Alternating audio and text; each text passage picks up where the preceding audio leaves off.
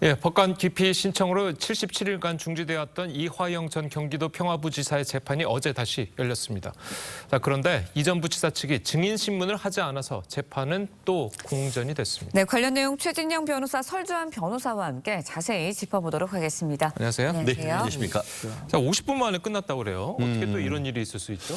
그렇습니다. 참 실무자로서 좀 실망스럽다라고 할 수밖에 없는데요. 예. 이게 그 불법 대북 송금 의혹에 대해서 검찰에서 이미 그 주신문은 끝났는 상태에서 지금 김성태 쌍방울 회장, 안부수 아태협의회 회장에 대한 피고인 측의 반대 신문이 예정돼 있었다고 합니다. 아시다시피 쌍방울 김성태 회장은 직접 돈을 마련해서 줬고, 그리고 네. 또 안부수 아태 위원장 같은 경우에는 북한과의 어떤 교류 협력을 했던 둘 다 핵심적 인물 아니겠습니까? 근데 그분들에 대해서 피고인 측의 증인 신문을 이제 하시죠라고 했더니만 첫 변호사들이 뭐라고 하셨냐면은 저희들은 반대 신문권 행사하지 않겠습니다. 그냥 끝내주십시오라고 하니까 그 순간에 지금 이 전 부지사가 잠시만요 하면서 변호인들과 약간 귓속말로 상의를 했더니만 예.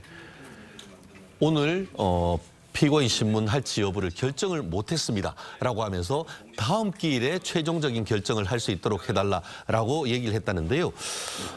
실제로 반대 신문권을 포기했다라고 하다가 또 실제 그 피고인인 이 전 부지사가 아직까지 이거는 다시 한번 다른 변호사들하고 상의를 해보니까 해야 될지 여부를 좀 다시 한번 생각해봐야겠네. 이런 어떤 그 상황을 연출했단 말이에요.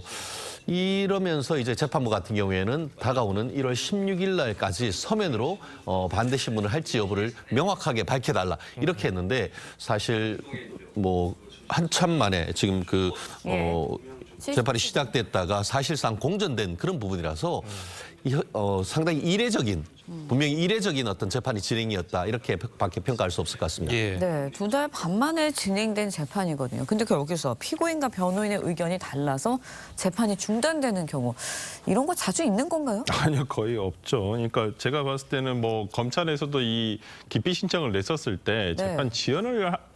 재판 지연을 목적으로 한 거 아니냐라는 얘기가 있었는데 오히려 이런 상황들이 계속 반복되면서 오히려 그러한 내용들이 맞지 않냐라는 판단을 할 수밖에 없거든요. 그리고 지금 뭐 보니까 다른 지금 현재 맡고 있는 변호인과 또 다른 변호사를 접견해가지고 또 얘기를 했다는 내용이거든요. 그렇다고 한다면 지금 뭐 제가 봤을 때는 근시일 내에 현재 변호사들이 사임을 하고 또 변호인이 없으니까 또 공전이 될 확률도 있어요. 그러니까 이게 담은 모르겠습니다. 이화영 씨 측에서 이것을 그 구속기간 6개월이 지금 그걸 또 지금 두 번 갱신이 돼서 지금 아마 지난 10월에 3번째 영장이 발부가 되면서 지금 6개월 동안 이제 또 진행이 되는데 네. 그 기간을 도과를 한번 해보자라는 어떤 불구속 재판을 받기 위한 생각이 아닌가 싶어서 좀 제가 봤을 때는 이러한 것들이 전체적으로 뭐 지연이 될 수는 있습니다만은 최종 판단의 결과에서 피고인 본인에게 이게 유리한 상황이 될지는 좀 의문입니다. 예, 알겠습니다. 자, 다음 이야기도 좀 해보도록 하겠습니다. 자, 어제 충남 태안에서 일가족 3명이 숨진 채 발견돼서 경찰이 수사에 나섰죠. 9살 어린이도 있었다고 하는데 자, 이 사건이 도대체 어떤 겁니까? 너무 안타까운 일인데요. 어제 아침 7시 15분경에 태안에 있는 한 주택 이 근처에 있는 차 안에서 네. 예. 일가족 3명, 엄마, 아빠, 9살 난 딸이 숨진 채 발견이 됐는데요. 예. 경찰이 조사를 해보니까 엄마 아빠의 유서가 나왔다라는 것 같습니다.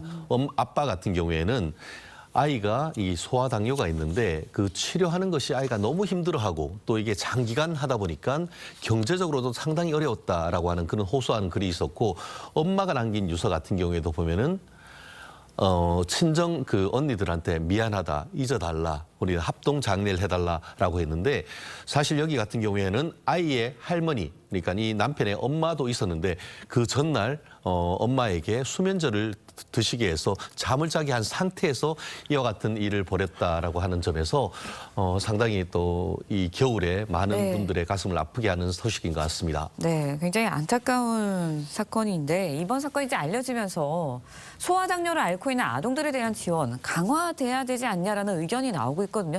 이렇게 지원이 없는지도 몰랐다라는 분들도 계세요. 그러니까요. 저도 이 뉴스가 나오기 전에 이 소아당뇨 환자들에 대해서 이렇게까지 지원도 없고 그다음에 중증 질환으로 이게 분류가 돼 있지가 않아요. 인정받지 못하고 있기 때문에 어떤 진료비의 20에서 60% 정도를 환자가 스스로 부담을 해야 되는 좀 상황이라는 것들이 이러한 또 경제적으로 어려운 가정에서는 굉장한 부담으로 느껴질 수도 있고 그러한 것들이 곧 어떤 이러한 극단적인 정말 일어나지는 않아야 네. 될 일까지 벌어지는 이 비극적인 일이 벌어질 수밖에 없어서 조금 더 이러한 보건의료 체계에서 중증 질환이라든지 어찌 보면 핀셋 지원이라든지 전 전체적으로 보편화하는 것도 물론 중요합니다만은 오히려 중증 질환자들에 대한 어떤 혜택을 두텁게 가져가는 것도 상당히 방법이 되지 않을까라는 생각을 해봅니다. 예. 자, 이렇게 뭐 부모가 극단적인 선택을 하면서 이제 아이도 같이 좀 이렇게 하는 경우가 굉장히 많은데 아이가 도대체 무슨 죄입니까? 그렇습니다. 아이를 우리 동양적 전통 그 사상으로서는 나의 소유물이다. 이런 어떤 관념이 많다 보니까 네. 이런 일이 있는데 이런 관념이 바뀌어야 되고 또 소아 어떤 당뇨와 복지 차원에서 어떤 좀 더 지원이 있어야 되는 것이 아닌가 그런 생각을 하지 않을 수 없는 것 같습니다. 예, 알겠습니다. 네, 저희가 이제 앞서서 이제 설주환 변호사가 오늘이 마지막이다라는 이제 말씀을 드렸었는데 오늘 최진영 변호사님도 총선 출마를 위해서 오늘 이제 방송이 마지막이라고 하십니다. 자, 그동안 이제 뉴스 퍼레이드에 곳곳에 나와주셔서 이제 감사하고요. 앞으로 건승을 뵙겠습니다. 감사합니다. 감사합니다. 자.